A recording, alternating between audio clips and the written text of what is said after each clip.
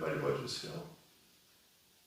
예수님이 그토록 사랑하시던 나사로가 지금 많이 아픕니다.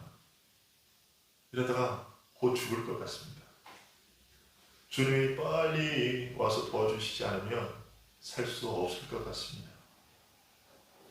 이런 소식이 들려왔습니다. 그러나 예수님은 여전히 길을 떠나지 않으셨습니다. 그 사이에 그 전가를 보냈던 마르다와 마리아는 오빠 곁에서 병간호를 하면서 오빠가 죽어가는 것을 지켜보아야만 했습니다. 예수님을 하루 기다려도 오지 않습니다. 이틀 기다려도 오지 않습니다. 결국 오빠는 숨을 거두고 말았습니다. 그녀들은 생각했겠지요. 도대체 왜? 아주 먼 것도 아니고 금방 오실 수 있는 그 거리에 계신데 왜? 결국 나사로는 그렇게 숨을 거두었고 슬픔과 눈물 속에서 장례식도 끝났습니다. 그리고 장사 지낸 지 4일이 지났습니다. 그때 누군가가 예수님이 이제 그 마르다와 마리아가 있는 곳으로, 사는 곳으로 오고 계신다는 얘기를 전했습니다. 마르다는 예수님께 달려나갔습니다. 예수님을 보자마자 눈물을 흘리면서 말합니다. 예수님, 만약 주님이 여기 계셨다면 제 오빠를 고쳐주셨을 거예요. 그러면 지금쯤 살아있겠지요. 그러나 4일이나 늦으셨습니다. 이제 모든 희망이 사라졌습니다. 주님, 이해가 되지 않습니다. 왜 이렇게 늦으셨어요? 예수님이 마르다에게 말씀하십니다. 오빠의 무덤을 보여라. 그러자 마르다가 다시 대답합니다. 주님, 아시잖아요. 오빠는 무덤에 비친 지 벌써 4일이나 지났어요. 그러나 주님은 나사로의 무덤으로 가셨고 무덤 입구에 돌을 옮기라고 하셨습니다. 그러자 마르다가 다시 말합니다. 예수님, 벌써 4일이나 지나서 썩은 냄새가 진동할 거예요.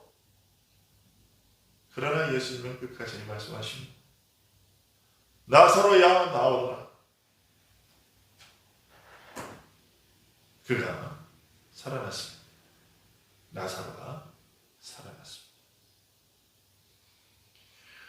그런데 제가 어제 4월 11일자 중앙일보 무담면에 종교 전문 기자라고 하는 사람이 부활절을 앞두고 로마 가톨릭 신부와 부활에 대한 인터뷰를 한 기사를 봤습니다. 그 인터뷰에 응한 사람은 85세가 된 정양모 신부라고 하는 분이었어요. 이분의 이력을 보니까 화려하더라고요. 프랑스 리옹 가톨릭 대학에서 학사 석사, 독일 비르츠부르크 대학에서 박사, 그리고 이스라엘 도미니크의 성서연구소에서 일하고 광주 가톨릭대, 서강대, 성공회대 교수를 역임했던 사람. 언어도 무려 우리 한국어 빼고 모국어 빼고 7개국어를 하더만요. 프랑스어, 독일어, 영어, 아람어, 히브리어, 헬라어, 라틴어까지.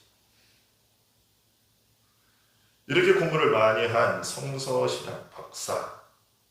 저희가 성서라는 말도 안 쓰는데 어쨌든 성서신학 박사라고 하는 이 사람이 이분이 부활에 대해서 어떻게 말을 했을까?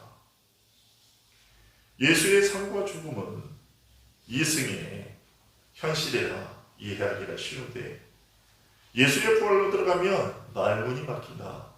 그러자 기자가 질문했습니다. 왜 그러십니까? 왜 말문이 막힌다는 거지요? 왜 그랬을까요? 예수님의 부활이 너무나 감격스러웠어요? 아닙니다. 부활은 바벨론에서부터 로마의 식민지까지를 겪는 도중에 유대인들이 독립을 열망하는 과정에서 생겨난 묵시문학의 영향을 받아 생겨난 개념일 뿐인데 후대의 사람들이 이것을 정말로 육체가 다시 살아나는 것을 이해를 해서 현실이 암울하니까 이해를 해서 자기가 사람들이 그렇게 생각을 하고 있는 그것을 보면 말문이 막힌다는 거예요. 현실이 암울하니까 자신들을 지배하고 있는 로마가 멸망하고 이스라엘의 지위가 회복되기를 바라는 마음이 부활이라는 개념을 낳았던 것이고, 또 그렇게 얘기를 하고, 또 기독교의 부활은 실제로는 육신의 부활이 아니라 불교에서 말하는 열방과 같은 것이고, 예수님의 부활은 이 땅에서 한평생 그가 하나님은 사랑이라는 그 말씀을 가지고 하나님의 사랑을 실천하기 위해서 노력했던 예수 그리스도의 인생을 하나님이 추수해 가신 것, 그것이 부활이다 라고 이 신부가 인터뷰를 했어요. 따라서 자신도 하나님의 사랑을 부지런히 이 땅에서 실천하다가 하나님이 자신의 인생을 거두어가시면 그것이 자신의 부활이다 라고 말했어요. 그런데 사람들이 성경에서 말하는 부활을, 기독교인들이 성경에서 말하는 부활을 육신이 정말 부활하는 것으로 믿고서 말하는데, 그럴 때면 자신은 더 이상 할 말이 없어진다. 정말로 말문이 턱턱 막힌다. 이런 인터뷰를 중앙일보에다가 한 것을 봤어요. 여러분 어떻게 생각되세요? 이런 인터뷰를 한 사람이 신부님이에요. 가톨릭 신부님. 그러나 여러분, 성경은 부활이 이 세상의 모든 고난과 역경에 상관없이 늘 평정심을 유지하는 상태, 이제 불교에서 이를 뭐 열반이라고 얘기하잖아요. 그 정도 정신 상태가 되면 이제 수준이 되면 열반이라고 그래요. 그런 상태, 그것을 부활이라고 얘기하는 것이 아니에요. 실제로 영혼은 물론이요, 육체까지도 새 생명으로 다시 살아나게 되는 것을 부활이라고 한다고 하는 것임을 우리는 성경을 통해서 똑똑히 볼 수 있습니다. 예수님은 오늘 본문의 말씀을 통해서 이것을 분명히 알려주고 계세요. 그럼에도 불구하고 이 정영모라는 신부는 세상은요, 부활이라는 것을 믿으려고 하지 않아요. 왜 그럴까요? 왜 부활이라는 사실을 겉으로 믿지 못하고 그것을 부정하려고 애를 쓸까요? 그 첫째 이유는 자신들의 머리로 이해가 되지 않아서 그런 것이죠. 사도행전 25장에서 가이사랴의 총독이었던 베스도가 아그리파 왕에게 유대인들에게서 붙잡혀온 바울에 관해서 이런 얘기를 합니다. 원고들이 서서 내가 짐작하던 것 같은 악행의 혐의는 하나도 제시하지 아니하고 오직 자기들의 종교와 또는 예수라 하는 이가 죽은 것을 살아있다고 바울이 주장하는 그 일에 관한 문제로 고발하는 것뿐이에요. 그러니까 유대인들이 뭘 가지고 바울을 고소를 했느냐? 그런 바울이 예수님이 죽은 자 가운데서 살아났다는 얘기를 자꾸 전하고 다니니까 유대인들이 그 건을 가지고 예수님을 고소했다는 거지. 그리고 다음날 아그리파 앞에서 다시 신문을 받게 되는 사도 바울은 또 이렇게 얘기합니다. 사도행전 26장에서 아그리파 왕이여, 당신들은 하나님이 죽은 사람을 살리심을 어찌하여 못 믿을 것으로 여기나니까? 내가 오늘까지 서서 높고 낮은 사람 앞에서 증언하는 것은, 그러니까 지금까지 자기가 사람들 앞에서 쭉 얘기해왔던 거 다른 거 아니라는 거죠. 자기는 줄기차게 이것 하나 얘기를 해왔다는 것입니다. 무엇입니까? 곧 그리스도가 고난을 받으실 것과 죽은 자 가운데서 먼저 다시 살아나사 이스라엘과 이방인에게 빛을 전하시리라 함입니다. 그러자 이 말을 듣고 있던 베스도가 이렇게 얘기합니다. 바울아, 네가 미쳤구나. 네 많은 학문이 너를 미치게 하였구나. 세상 사람들은 예수 그리스도의 부활을 전하는 그 부활을 믿는 우리 보고 미쳤다고 생각합니다. 미쳤다. 근데 그들이 그렇게 생각하는 이유는 왜 그러냐? 요한복음의 쭉 말씀들을 보면 그들이 하나님과 예수 그리스도를 알지 못하기 때문에. 또한 그들이 예수의 부활을 받아들이지 못하는 이유와 받아들이지 않는 두 번째 이유는요. 우리가 오늘 보면 나중에 뒷부분에서 보게 되는 거예요. 부활을 사실로 받아들이게 되면 자신들이 누려오던 모든 기득권을 버려야 하기 때문입니다. 그럼 마르다와 마리아를 위로하기 위해 방문했던 사람들이 있었는데 오늘 본문에 아까 보면요. 우리나라처럼 똑같은 거죠. 우리나라도 장례가 나면 사람들이 위로하기 위해서 지인들이 많이 찾아오잖아요. 마르다와 마리아 집에도 나사로가 죽었기 때문에 이 두 사람을 마르다와 마리아 두 자매를 위로하기 위해서 지인들이 많이 몰려왔어요. 그런데 이 사람들, 많은 사람들이 예수님이 나사로를 살리시는 모든 과정을 다 보았어요. 그리고 이것을 직접 목격한 그들 중에 많은 유대인들이 예수님을 믿게 되었다고 이제 우리가 읽지는 않았는데 요한복음 11장 45절 46절에 그렇게 얘기가 되어 있어요. 기록이 되어 있습니다. 자, 그리고 이 소문은 예수님을 대적하던 바리새인과 대제사장들에게도 전해졌어요. 그러니까 이 사람들이 야야 다 모여봐 모였어요. 그 바리새인들이요. 그래서 야 이거 사람 자꾸 이러는데 이거 어떻게 하면 이렇게 되냐. 자, 여러분 요한복음 11장 47절에 한번 보시겠어요? 47절에 보면 이렇게 되어 있어요.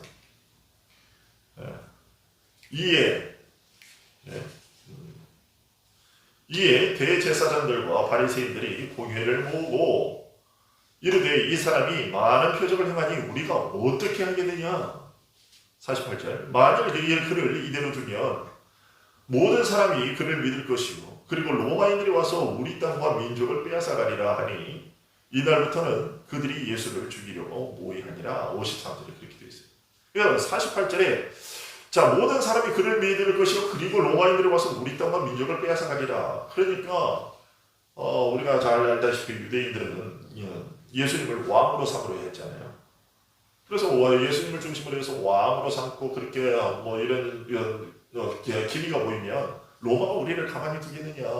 가만히 두지 않을 것이다. 그러면 우리가 어떻게 되겠느냐. 우리 땅과 우리 민족을 빼앗아가리라. 사실 이미 지금 이스라엘은 멸망하고 없는 상태입니다.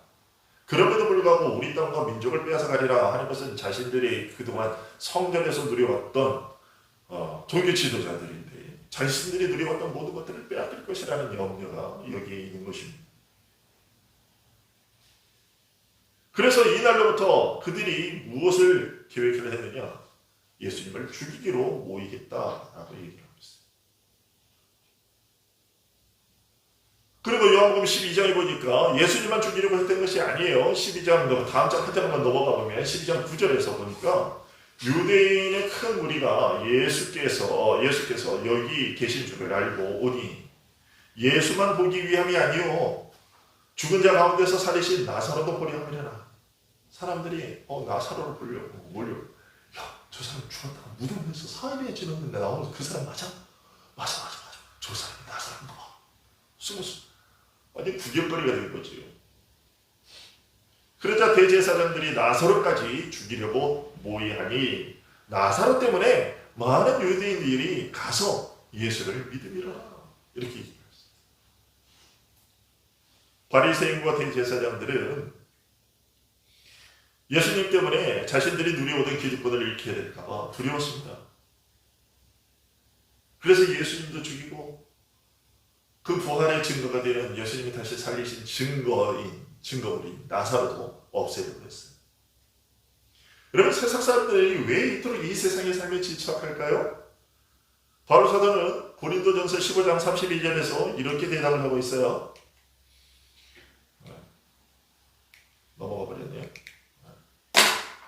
죽은 자가 다시 살아나지 못한다면 내일 죽을 터이니 먹고 마시자 하리라.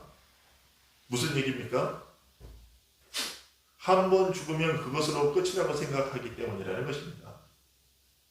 그런데 부활을 사실로 인정하게 되면요, 지금껏 누려오던 먹고 마시던 삶을 더 이상 추구하지 못하게 될 것입니다. 왜냐하면요, 이 부활이라는 것은 예수 믿는 자들에게만 해당되는 일이 아니기 때문이에요. 요한복음 5장 29절에서 주님은요 이렇게 말씀하셨어요. 선한 일을 행한 자는 생명의 부활로, 악한 일을 한 자는 심판의 부활로 나오리라 하셨어요. 여러분, 믿는 사람들만 부활하는 게 아닙니다. 그리고 사도 바울 역시도 주님의 이 말씀을 그대로 따라서 사도행전 24장 15절에서 의인과 악인의 부활이 있으리라고 얘기를 했어요. 이 말씀들에 따르면 부활은 단순히 이 몸이 사는 것을 말하는 것뿐만이 아니라 하나님 앞에서 그 행한 대로 심판을 받게 되는 그 일까지 포함이 되는 거예요. 그러니 부활을 믿는다고 하는 사람이 어떻게 이 세상에서 흥청망청 육체의 쾌락을 위한 삶을 살겠느냐 하는 겁니다. 세상의 부활을 거부하는 이유는요, 우리의 타락한 본성이 바로 이 흥청망청하는 이런 삶을 살고픈 그런 육체적 쾌락을 좇는 삶을 살고 싶어 하기 때문이에요. 그러나 부활을 인정하게 되면 거기에는 이 하나님의 심판도 거기에 같이 들어있어서 결국 그렇게 부활을 믿는다고 하면서 마구잡이로 살아갈 수가 없는 거예요. 예수의 부활을 믿는 사람들은 부활을 믿는다고 하면 그런 삶을 포기해야만 해요. 여러분 정말로 부활을 믿으십니까? 그렇다면 이 사실도 기억하시기 바랍니다. 부활의 때는 곧 심판의 때이기도 하다는 사실입니다. 그래서 부활을 믿는 사람들은 먹고 마시는 일을 조차 살지 않습니다. 바울 사도가 그렇게 얘기했어요. 사도행전 24장에서요 이렇게 얘기합니다.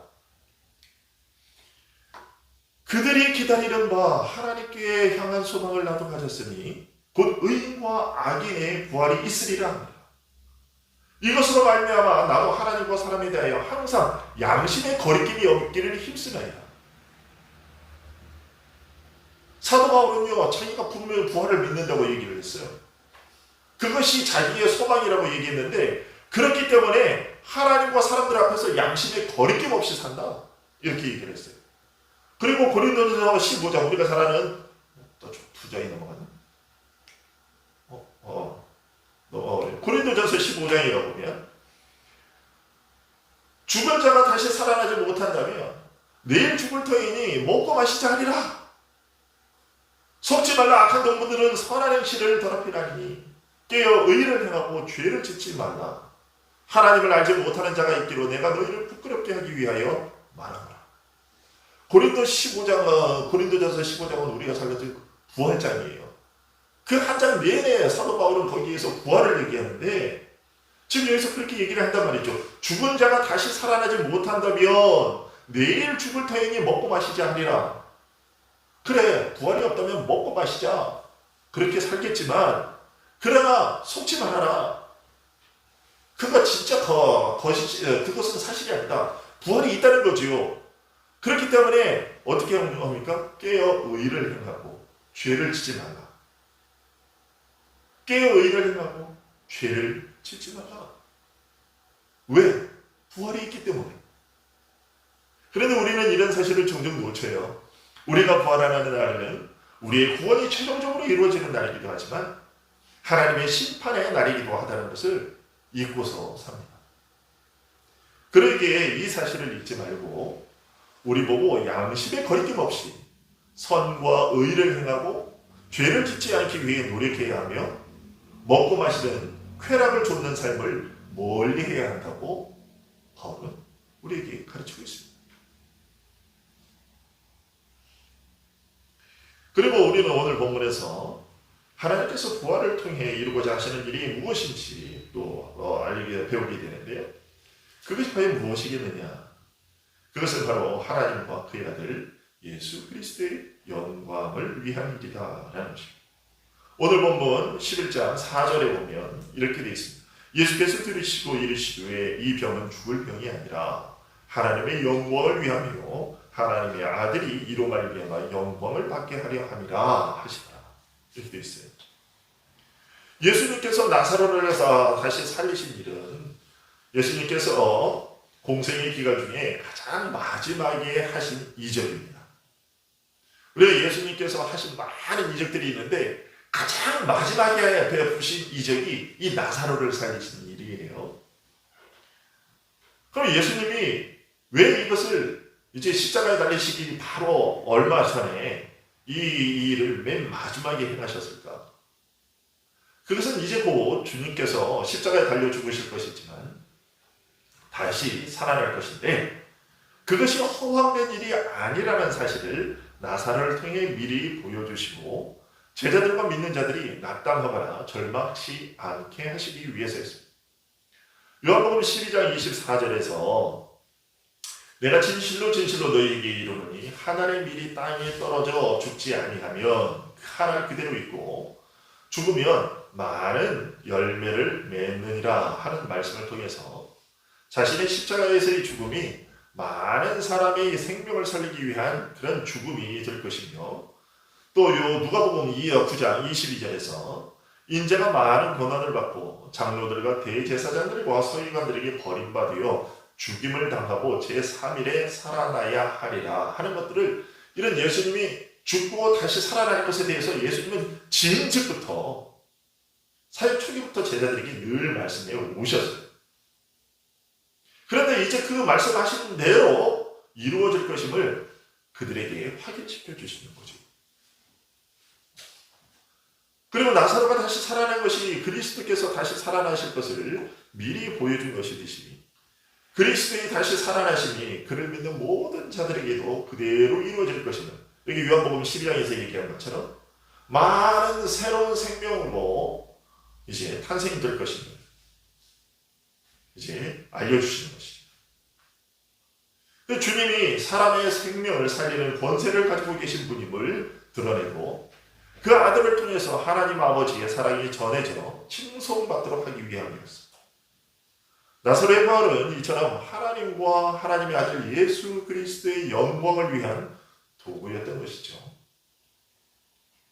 그런데 이런 영광이 드러나는 과정이 우리의 눈에 한 번에 들어오지 않아요. 그렇기 때문에 우리의 눈에 가려진 채로 이루어지기 때문에 그 일이 다 이루어지기 전까지 우리에게는요, 마르다와 마리아가 겪은 것과 같은 그런 슬픔과 애통함이 있습니다.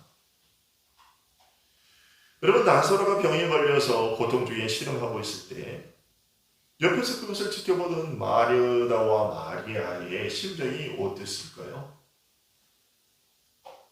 그리고 주님께 사람을 보내서 빨리 오셔서 오빠를 살려주기를 요청했는데 분명히 지금 주님이 계신 곳이면 늦어도 내일이나 모레면 오실 수 있는 거리에 계셨음에도 불구하고 오시지 않고 오시지 않고 머물러 계셨을 때 마르다와 마리아의 심정이 대체 어땠을까? 앞서 말씀드린 것처럼 도대체 왜?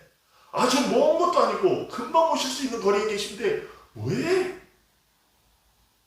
이런 의문들이 그녀들의 머릿속을 가득 채웠을 거예요.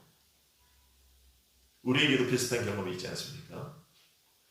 가족들의 병화뿐만 아니라 지금 내가 겪고 있는 질병 또는 경제적인 문제 때문에 괴롭고 힘들어 예수님께 도와달라고 부르짖죠.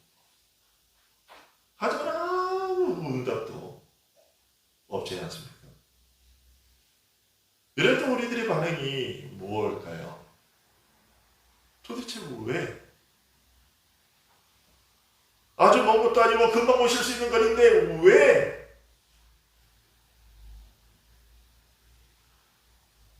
우리는 여기 오늘 본문에서는 마르다나 마리아와 보다도 더 많은 지식을 갖고 있어요. 마르다와 마리아는 오늘 본문에서 예수님이 오셨을 때 예수님이 여기 계셨으면 우리 오빠가 죽지 않았을 거예요. 그러나 우리는 잘 알고 있어요. 예수님은 굳이 가지 않아도 나사로를 살리려고 하면 살리실 수 있었지요. 우리가 그걸 잘 알잖아요. 백부장의 믿음을 통해서 알잖아요. 백부장이 뭐라고 그럽니까? 내가 너 가서 네가 하늘 고쳐주려. 아닙니다. 말씀 안 하십시오. 저도 저희 종에게 말하면 제 종이 듣듯이 주님이 말씀하시면 들을 겁니다. 그냥 오시지 말고 제가 감당할 수 없으니까 말씀만 하셔도 됩니다. 그래요. 주님은 굳이 나사로를 살리기 위해 가지 않으셔도 돼요. 우리는 그 사실을 알고 있어요. 주님은 우리의 지척거리에 계실 뿐만 아니라 설령 멀리 떨어져 계신다 할지라도 그러는 말씀 한마디시면 거기서 그냥 얼마든지 살리실 수 있는데 왜 우리는 예수님이 왜 이렇게 늦으시는지 이해가 안 돼요. 그러나 예수님이 하시는 일은 우리와 같지 않습니다. 그분은 하나님이시기 때문에 그렇습니다. 우리가 잘 아는 말씀 이사야 55장 8절과 9절 말씀, 이는 내 생각이 너희의 생각과 다르니 내 길은 너희의 길과 다름이니라. 여호와의 말씀입니다.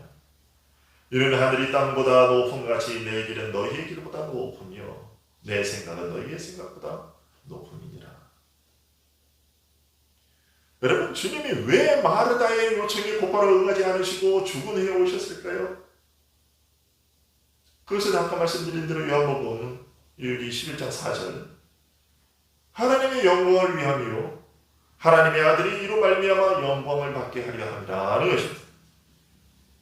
그런데 오빠 나사로가 죽어가는 모습을 지켜보고 있는 마르다와 마리아는 이 사실을 몰라요. 마르다와 마리아의 머릿속에는 지금 뭐가 가득하냐면 예수님이 빨리 오셔서 우리 오빠를 살려주시기만 바라는 그 생각밖에 없어요. 그러나 하나님의 계획 가운데는 그 나사로를 통해서 하나님이 영광을 받으시고 하나님의 아들이신 예수 그리스도께서 영광을 받으셔야 되는 그 일이 있어요.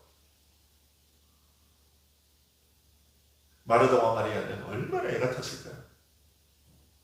아니, 주님이 좀 알려주시면, 귀뜸이라도 해주시면 마음 졸이지 않고 그렇게 그 편에 기다릴 수 있었을 텐데, 눈물 흘리지도 않고 오히려 가벼운 마음으로, 야, 우리 예수님이 우리 오빠를 어떻게 해주시려고 흥분과 설렘으로 그렇게 기다리고 있었지 않았을까요? 그런데 마르다와 마리아가 간절한 마음으로 애타고 부르짖는 것을 주님께서 뻔히 아시면서도, 나사로가 죽어가는 거 알고 계시면서도 그런 말씀을 일절 안 해주세요. 왜요? 하나님의 영광을 위함이요 하나님의 아들이 이로 말미암아 영광을 받게 하려 함이라. 여러분 중에 혹시 두려움과 싸우고 계신 분이 계신가요? 예수님께 도와달라고 부르짖고 있지만 아직까지 아무런 응답도 혹시 없지는 않습니까? 그러다가 이제 벌써 그 일이 터져버렸고 망해버렸습니다. 망한 지 4일이나 지나버렸고 모든 소망은 사라져버렸습니다. 이제는 더 이상 주님을 애타게 기다릴 필요가 없어져 버렸습니다. 그러면서 이렇게 속으로 외치겠지요. 주님이 계셨다면 아버지가, 어머니가 죽지 않았을 겁니다. 주님이 계셨다면 내 사업이 나가지 않았을 겁니다. 그러나 이제는 다 틀렸습니다. 저는 무덤에 묻혔습니다. 제 인생은 이제 죽어서 썩어서 냄새가 납니다. 하지만 여러분, 벽에 붙은 시계를 보지 마십시오. 그것은 우리의 시간일 뿐 주님의 시간은 아닙니다. 주님은 주님의 시계에 맞춰 오십니다. 그렇게 주님의 시계에 맞춰서 오셔서 무덤의 돌을 옮기라고 하시고 이미 먼저 무덤에 묻혀 썩어 없어진 우리가 사랑하던 아버지의 이름, 어머니의 이름, 형, 동생의 이름, 언니, 누나의 이름을 부르실 겁니다. 그리고 여러분의 이름도 부르실 겁니다. 그분이 4일이나 늦으실 때 우리의 모든 소망은 다 사라져버린 것 같아요. 왜 이렇게 늦으시는지 이해가 안 돼요. 그럴 때 이것을 기억하십시오. 내 시계와 다르지만 주님은 반드시 오신다는 사실을 기억하십시오. 예수님은 우리가 보기에 4일이나 늦으신 것이지만 그러나 예수님이 오신 그 시간은 정확한 시간이었어요. 하나님께 영광 돌리고 예수 그리스도께서 영광 받으시기에 가장 적합한 시간, 가장 정확한 시간이 바로 그 시간이었어요. 우리에게는 그게 늦어 보이지만 늦었어, 지각이야 라고 생각되는 그 시간이지만 그러나 하나님에게는 가장 정확한 시간이에요. 그런데 그 시간이 우리가 그것을 볼 때까지는 마르다와 마리와 같은 그런 애통함이 있어요. 힘듦이 있어요. 그런데 주님은 오늘 이 말씀을 통해서 힘들더라도 견디라는 거예요. 그 기간이 지나면 하나님의 영광, 예수 그리스도의 영광을 보는 날이 있을 것이고 그 영광에 너도 같이 동참하게 될 것이라는 것을 우리에게 알려주고 계십니다. 우리의 앞서간 우리의 부모들, 형제들이 있습니다. 하나님, 우리가 그토록 기도했는데 하나님이 안 들어주셨어요. 우대를 붙였습니다. 썩어져 없어졌습니다. 그러나 주님은 다시 오십니다. 주님의 때에, 주님의 시기에 맞춰서 오십니다. 그리고 우리의 아버지, 어머니의 이름을 부르실 거예요. 그리고 조금 있으면 내 남편의 이름도 하나님께서 부르실 것이고, 내 아내의 이름도 부르실 것이고, 내 자식의 이름도 부르실 것이고, 내 이름도 부르실 거예요.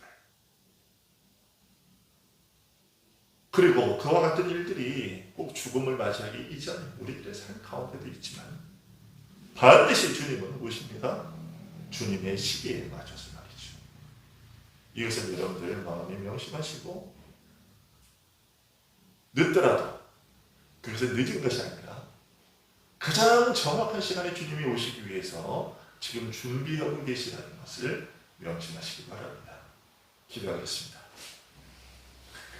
아버지 하나님, 세상 사람들이 이렇게 감격스러운 이 부활을 왜 그리도 참 믿지 못할까요? 근데 그들이 그토록 믿지 못하는 것을 우리는 어떻게 이렇게 강력하게 소망하고 있고 우리가 이것을 이렇게 기쁘게 받아들일 수 있을까요? 이 모든 것이 아버지 하나님의 은혜인 줄 압니다. 아버지께서 주시는 그 믿음으로 말미암아 세상이 알지 못하는 그 신비함을 우리가 알고 또 그것으로 우리의 소망을 삼고 살아갑니다. 아버지 하나님, 이 땅에서 살아갈 때 정말 힘들고 어렵지만 그리고 이런 어려움 상 가운데 그렇게 고통받다가 우리가 언젠가는 우리의 생명이 끝나겠지만 그러나 주님께서 그 약속하신 바대로 반드시 오셔서 우리의 이름을 부르시주라. 하나님, 그때 우리의 썩어졌던 우리의 육신이 다시 살아나 주께서 살리신 우리의 영혼과 함께 결합하여 영원한 생명을 공락을 누리게 될 것을 우리는 믿습니다. 아버지는 그 소망을 가지고 오늘 힘들지만 꾸역꾸역 살아낼 수 있도록 붙들어 주시기를 간절히 소원합니다. 아버지 하나님, 하나님께 부르짖을 때에 왜 예수님이 이렇게 늦으시는가? 하나님의 응답은 왜 이렇게 늦으시는가? 이미 다 끝나버렸습니다. 라고 모든 것이 끝나버리는 것과 같은 그런 무덤에서 썩은 내가 진동하는 것과 같은 그러한 생활을 우리가 또한 맛볼 때도 있습니다. 그러나 그것은 우리가 생각하는 늦은 시간이고 아버지 하나님께는 최고의 시간, 최적의 시간이요 아주 정확한 시간이라는 것을 우리 오늘 본문을 통하여 보아사오니 하나님, 우리의 삶 가운데서 썩은 내가 진동할지라도 아버지 하나님 견디고 참게 해주시고 주님께서 마침내 우리를 다시 일으켜 세우실 그날을 바라보게 하여 주시옵소서. 아버지 하나님, 붙들어 주시옵소서. 우리 주의 백성들 정말 어렵습니다. 하나님 불쌍히 여겨주시고 낙심치 말게 하시고 다시 일어서는 그날까지 주님을 굳게 붙들 수 있도록 도와주시옵소서. 예수 그리스도의 이름으로 기도하옵나이다. 아멘.